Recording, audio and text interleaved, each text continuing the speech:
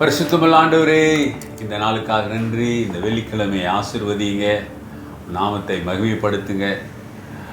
ஆயத்தத்தோடு விசுவாசி வருகிற பிள்ளைகளுடைய ஜபங்களை கேட்டு பதில் கொடுங்க. இயேசுவின் நாமத்தில் பிதாவே, ஆமென்.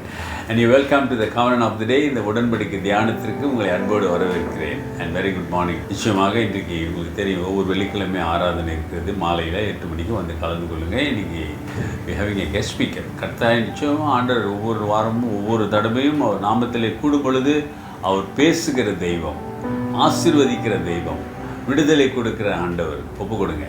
அல்லேலூயா. சரி, இன்றைக்கான வசனத்தை நான் பார்ப்போம். அது எபிரேயர் 13ஆம் அதிகாரம் 9வது வசனம். Hebrew chapter 13 verse 9. Be not carried about with diverse and strange doctrine, for it is a good thing that the heart be established with grace, not with the meat which have not profited them that have been occupied therein. பலவிதமான அந்நிய போதனைகளால் அழைப்புண்டு தெரியாதிருங்கள். போஜன பதார்த்தங்களினால் அல்ல, கிருபையினாலே இருதயம் ஸ்திரப்படுகிறது. நல்லது. போஜன பதார்த்தங்களில் முயற்சி செய்கிறவர்கள் பலனடைவதில்லை, கிருபையினாலே இருதயம் நிரப்பப்படுகிறது. நல்லது. அல்லேலூயா. கிருபையினாலே உன் இருதயம் நிரப்பப்படுவது நல்லது. இன்றைக்கு சில போதனைகள் இன்றைக்கில் ரொம்ப காலமாகவே இருக்கிறது. ப்ராஸ்பேரிட்டி தியாலஜின்னு சொல்லுவாங்க. அதாவது ஆசீர்வாதமான நம்பிக்கை, ஆசீர்வதிக்கப்பட்ட நம்பிக்கை. பிறகு எல்லா ஆசீர்வாதங்களும் உன்னுடைய விசுவாசம், உன்னுடைய பரிசுத்தம், உன்னுடைய எல்லாமே உன்னை வச்சு தான் இருக்குது அப்படின்ற ஒரு நிலைமை இன்றைக்கு போதிக்கிறார்கள். ஆனால் திருமறை வேதத்தை நன்காக ஆராய்ந்தால் அதைத்தான் இங்கே பவுல் ஆவியானவர் சொல்கிறாரு, வேற எந்த முயற்சினாலும் நீ ரட்சிக்கப்பட முடியாது. அது கடவுளுடைய ஈவு என்று அழகாக சொல்லுகிறாரு ஆண்டவர் ஆவியானவர். ரட்சிப்பு என்பது கடவுளுடைய ஈவு, அது உன்னால் உண்டானதல்ல. அப்போ இங்கே இந்த வசனத்தை பார்த்தீங்கன்னா, போஜன பதார்த்தத்தினாலே நீ நிரப்பப்பட வேண்டும் என்று. அப்படின்னா இன்றைக்கி சிலர் போஜன பதார்த்தம், மற்ற அட்ராக்டிவான போதனைகள், கவர்ச்சிகரமான காரியங்களை செய்து ஆத்துமாக்களை இழுக்கிறார்கள் என்று சொல்லுறது தான் நல்ல வார்த்தை. ஆத்துமாக்களை ரட்சிப்பார்கள், ரட்சிக்கப்பட்டவர்கள் அல்ல, இன்னொரு சபையிலேருந்து அப்படியே தான் இழுக்கிறார்கள்.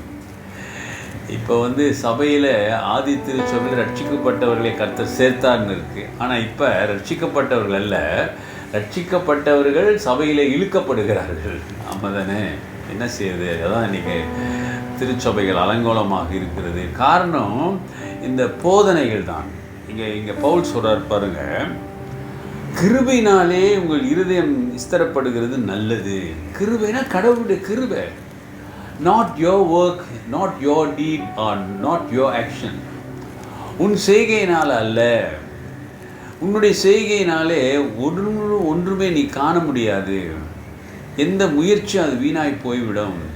ஏனென்றால் நீ முயற்சி செய்யவில்லை, நீ அழைக்கவில்லை, நீ தெரிந்து கொள்ளவில்லை. வசனம் சொல்லுகிறது, நான் உன்னை தெரிந்து கொண்டேன், நான் உன்னை தேடி வந்தேன், நான் உன்மேல் அன்பு வைத்தேன். எல்லாமே ஆண்டவர் தான் நம்மைக்கு செய்தார். அவர் தான் எல்லாமே முயற்சி எடுத்தார் எல்லாமே. இப்போ நம்ம நம்மளை தாழ்த்தி அதை விசுவாசித்து அதை ஏற்றுக்கொள்ளும் பொழுது தான். அல்லேலூயா. கொஞ்சம் யோசிச்சு பாருங்கள், கொஞ்சம் ஒப்பு கொடுத்து பாருங்கள். வசனத்தை கொஞ்சம் கவனமாக வாசித்து நான் புரிந்து கொள்ள வேண்டும். அந்த வசனம் எப்படி ஆரம்பிக்கிறான்? பலவிதமான அந்நிய போதனைகளால் அளப்புண்டி தெரியாதிருங்கள். வேணாம், தெரியாதீங்க. அந்த போதனை நல்லா இருக்கும், இந்த போதனை நல்லா இருக்கும், அந்த கடை சாப்பாடு நல்லா இருக்கும், இந்த கடை சாப்பாடு நல்லா இருக்கும், அந்த பிரியாணி இந்த பிரியாணி தான் மாறிட்டு போகிறாங்க. அப்படியல்ல திருச்சபை விசுவாசம் என்பது. கடவுள் வார்த்தை என்பது ஒரே நிலையில் இருப்பது. அதனால தான் நேற்று பார்த்தோம், நேற்றும் இன்றும் என்று மாறாதவர். அவர் மாறாதவர். அவருடைய வார்த்தைகள், அவருடைய வழிகள், அவருடைய கிருபைகள் எல்லாம் மாறாதது. இதை நாம் புரிந்து கொள்ள வேண்டும். உன்னுடைய விசுவாச வாழ்க்கை ஆண்டவருடைய கிருபையினால் நிரப்பப்பட்டிருக்கா, அல்லது உன்னுடைய சுய ஆன்மீக பரிசுத்தத்தினாலே நிரப்பப்பட்டிருக்கிறதா? Self pride, self spiritual pride. Lucifer தேவதூதனுக்கு அதுதான் வந்தது. நான் கடவுளைப் போல ஆக வேண்டும், எல்லாரும் என்னை ஆராதிக்க வேண்டும் என்கிற ஒரு பெருமை, ஒரு ஆன்மீக பெருமை அவனுக்கு வந்தது. அருமையான சகோதரனை சகோதரியை, உன்னை தாழ்மையாய் நான் வேண்டிக் கொள்கிறேன். வசனத்தை கொஞ்சம் நிதானிங்க, வாசிங்க. வசனங்களில் ஒரு வசனம் அல்ல, வசனங்கள் அடிப்படை ஒன்று இருக்கிறது, அடிப்படை சத்தியம் ஒன்று இருக்கிறது. அந்த அடிப்படை சத்தியத்தை தாண்டி வரும் பொழுது கவனமாக இருக்க வேண்டும். இங்கே பவுல் அழகாக ஆவியானவர் ஒன்று சொல்கிறாரு, அந்நிய போதனைகளினாலே அலுப்புண்டு தெரியாதிருங்கள். சாப்பாட்டினாலேயோ வேறு எந்த பதார்த்தங்களினாலோ அது கிடைக்காது. அதனால் உங்கள் இருதயம் கர்த்தருடைய கிருவினாலே நிரப்பப்பட்டிருக்கணும். ஒப்பு கொடுங்க. நீங்கள் எதனால் நிரப்பப்பட்டிருக்கிறீங்க? அர்ப்பணம், சுயம், இவையெல்லாம் சுயம் என்ற இதில் இருக்கிறதா?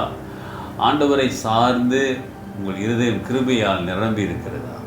ஒப்பு கொடுங்க. கர்த்தர் பெரிய காரியங்களை செய்வார். ஜெபிப்போம். நல்ல ஆண்டவரே, இந்த காலை வேளைக்காக நன்றி. உங்களை ஒப்பு கொடுக்குறோம். உங்களுடைய வார்த்தைகளுக்காக ஸ்தோத்திரம். அதில் இருக்கிற உண்மைகளை காண உதவி செய்யுங்க சுவாமி. ஆண்டவரே, திசை தெரியாமல் அலைகிற படகை போல நாங்கள் இல்லாதபடி, அலைந்து திரிந்து கொண்டு இல்லாமல், ஆண்டவரே உம்முடைய வசனத்துக்கு, உம்முடைய சத்தியத்திற்கு, உம்முடைய சுவிசேஷத்துக்கு நேராக எங்கள் இருதயம் உம்முடைய கிருபையை சார்ந்து இருக்க உதவி செய்யுங்க ஆண்டவரே. Help us to stay upon your grace, Lord. Thank you for your word. நன்றி. ஒப்பு கொடுக்கிற பிள்ளைகளை ஆண்டவரே ஆசீர்வதிங்க. இயேசுவின் நாமத்தில் பிதாவே, ஆமென். நமது ஆண்டவராகிய இயேசுவுடைய கிருபை, பிதாவின் அன்பு, பரிசுத்தாவின் ஐக்கியம் உங்களோடு உங்களை ஆசீர்வதித்து காப்பதாக. என் ஆத்துமாவே கர்த்தரை ஸ்தோத்திரி, என் முழு உள்ளமையார் பரிசுத்த நாமத்தை ஸ்தோத்திரி. என் ஆத்துமாவே கர்த்தரை ஸ்தோத்திரி, அவர் செய்த சகல உபகாரங்களை மறவாதே. ஆமென், ஆமென். டியர் பிரதர் சிஸ்டர், அருமையான சகோதரனே சகோதரியே, கர்த்தர் உன்னோடு பேசி கொண்டிருக்கிறாரு. உன்னுடைய இருதயம், உன்னுடைய வாழ்க்கை, உண்மையுடைய ஆன்மீகம் எதனால் நிரப்பப்பட்டிருக்கிறது? கிருபையால் இருதயம் நிரப்பப்பட்டிருக்கிறதா? ஏன்னா அதுதான் நல்லது என்று வசனம் சொல்கிறது. Take care and God bless.